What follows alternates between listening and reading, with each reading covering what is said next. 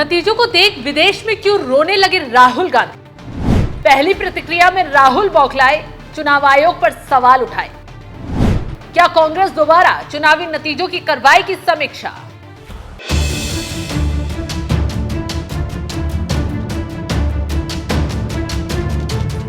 नमस्कार, आप देख रहे हैं एनएमएफ न्यूज। मैं आपके साथ शब्द। अब पछताए होत क्या जब चिड़िया चुग गई खेत। ये कहावत इस वक्त राहुल गांधी पर सटीक बैठ रही है। हार से बौखलाए राहुल गांधी अब हाथ पांव मारे, कोर्ट जाएं या फिर चुनाव आयोग पर सवाल उठाएं, होने वाला कुछ नहीं है, क्योंकि चुनावी आंकड़े साफ साफ दिखा रहे हैं कांग्रेस के सपने चूर चूर हो गए हैं। बुरी हार मिली है। चुनावी आंकड़े आते ही विदेश भागे राहुल गांधी का पहला चौंकाने वाला बयान सामने आ गया है। विदेश से बैठकर राहुल गांधी ने रोना रोते हुए तुरंत एक ट्वीट कर दिया, जिसमें उन्होंने लिखा कि जम्मू कश्मीर के लोगों का तहे दिल से शुक्रिया। प्रदेश में इंडिया की जीत संविधान की जीत है, लोकतांत्रिक स्वाभिमान की जीत है। हम हरियाणा के अप्रत्याशित नतीजे का विश्लेषण कर रहे हैं। अनेक विधानसभा क्षेत्रों से आ रही शिकायतों से चुनाव आयोग को अवगत कराएंगे।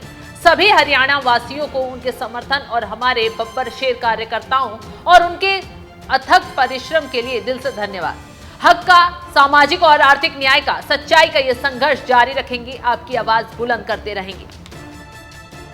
चुनावी आंकड़ों को राहुल गांधी क्या पूरी कांग्रेस हजम नहीं कर पा रही है। कोई ईवीएम के खिलाफ रोना रो रहा है तो कोई कोर्ट जाने की धमकी भी दे रहा है, जैसे मानो ये बौखलाएंगे तो चुनावी नतीजे बदल जाएंगे। लेकिन कांग्रेस को याद रखना चाहिए, आईना सच्चाई ही दिखाता है। जो परिणाम हरियाणा में कांग्रेस देख चुकी है, कांग्रेस को हरियाणा में ना तो ईवीएम ले डूबी है, ना किसी की चालाकी। कांग्रेस को डुबाने में उसके ही नेताओं का ओवर कॉन्फिडेंस रहा है, जैसे राजस्थान और छत्तीसगढ़ में था, क्योंकि भूपेश बघेल को छत्तीसगढ़ चुनाव में कांग्रेस ने फ्री हैंड छोड़ दिया, जिससे दूसरे पक्ष की अनदेखी हुई, नतीजा हार रहा। दूसरा, राजस्थान में गहलोत को चुनावों में फ्री हैंड छोड़ा गया, यहां भी कांग्रेस को मुखी खानी पड़ी। तीसरा ताजा उदाहरण हरियाणा का ही देख लीजिए। यहां हुड्डा परिवार को फ्री हैंड दिया गया, शैलजा को दरकिनार कर दिया गया और एक पक्ष रूठ गया। जीत का ओवर कॉन्फिडेंस हो गया और आखिर में कांग्रेस को धूल चाटनी पड़ गई। और अब खिसियानी बिल्ली खंबा नोचे की तरह राहुल गांधी विदेश में बैठकर चुनावी नतीजों पर सवाल उठा रहे हैं, बवाल कर रहे हैं। राहुल गांधी बोलेंगे तो उनके सुर में सुर मिलाने में उनकी पार्टी की बड़बोली नेता सुप्रिया सुनीत कैसे पीछे रह सकती हैं।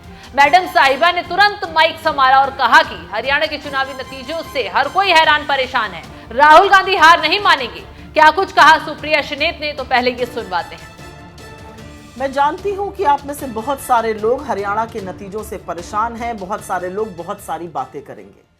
चुनाव हमारे पक्ष में होने के बावजूद परिणाम न आने से हम भी व्यथित हैं और पार्टी का नेतृत्व, हमारा शीर्ष नेतृत्व इसका आकलन करके आगे की रणनीति बना रहा है और हम आगे बढ़ेंगे। लेकिन एक बात याद रखिएगा, हमारा वजूद एक हार या एक जीत से तय नहीं हो सकता। हमारी लड़ाई उन ताकतों से है जिनको साम दाम दंड भेद हर तरह के हथकंडे अपनाने से कोई परहेज नहीं है, जिनके लिए हर कीमत पर सत्ता हासिल करना एकमात्र लक्ष्य है, जिनके पास अकूत पैसा ही नहीं पूरा का पूरा तंत्र है।